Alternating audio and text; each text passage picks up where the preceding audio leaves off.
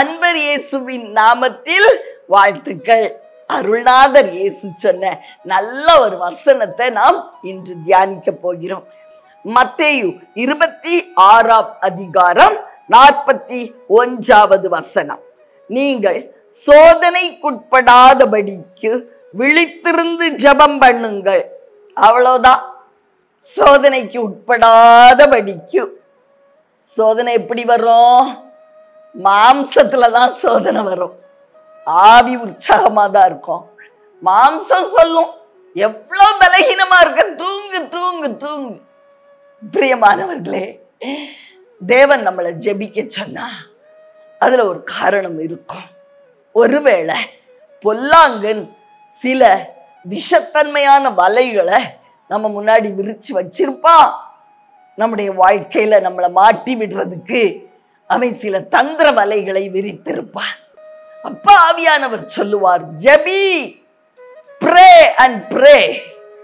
நம்ம யாருக்கு கீழ்ப்படியணும்? தேவனுடைய சத்தத்துக்கு கீழ்ப்படியணும். மாம்சம் சொல்லும், ஐயோ நீ எவ்வளவு சோர்வா இருக்க, தூங்கு. பிரியமானவர்களே, ஆவிக்கு கீழ்ப்படிஞ்சு பழகினால் நம்ம ஜெயமுள்ளவர்களாய் காணப்படுவோம். சோதனையை ஜெயிச்சிடலாம். சில வேளைகள்ல பொல்லாத பிசாசு சில தடைகளை உண்டு பண்ணி வச்சிருப்பான். அதை உடைக்கிறதுக்காக ஆவியானவர் ஜெபிக்கும்படி ஏவுவார், உற்சாகப்படுத்துவார். அதையும் மீறி மாம்சம் சொல்லும், இன்னைக்கு நல்லா சாப்பிட்டு இருக்க, அதனால இன்னைக்கு தூங்கிரு. பிரியமானவர்களே, மாம்சத்தின் வார்த்தைய ஜெயிச்சு பழகணும். ஆவியானவருடைய குரலுக்கு செவி கொடுத்து பழகணும். அப்ப நம்ம ஜெயமுள்ளவர்களாய் காணப்படுவோம்.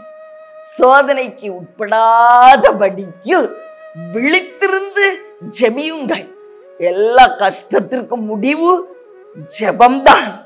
எல்லா போராட்டத்திற்கும் முடிவு ஜெபம்தான்.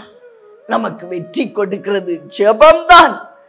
நம்மை தப்புவிக்கிற நல்ல ஒரு ஆயுதம் ஜெபம்தான். ஆதலால் சோதனைகளை ஜெயிக்கிறதுக்கு ஜெபிக்கிறதுக்கு ஆவியானவருடைய குரலை கேட்டு பழகுவோமா?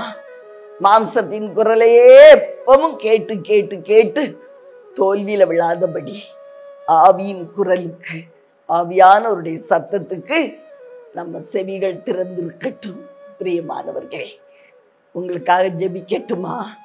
அன்பின் தகப்பனே, அருமை ரட்சகா, ஆவியான அன்பு தெய்வமே, எங்க மத்தியில இறங்கி வாங்க. உங்க நல்ல ஆலோசனைக்காய் நன்றி அப்பா. ஜபந்தான் எங்க வாழ்க்கையில ஜெயம்ங்கிறத நாங்க மறக்க கூடாதப்பா. ஆவியானவருடைய சத்தத்துக்கு செவி கொடுத்து ஜெபிக்க எங்களுக்கு உதவி செய்யும். ரட்சகர் இயேசு கிறிஸ்துவின் நாமத்தில் பிதாவே, ஆமென்.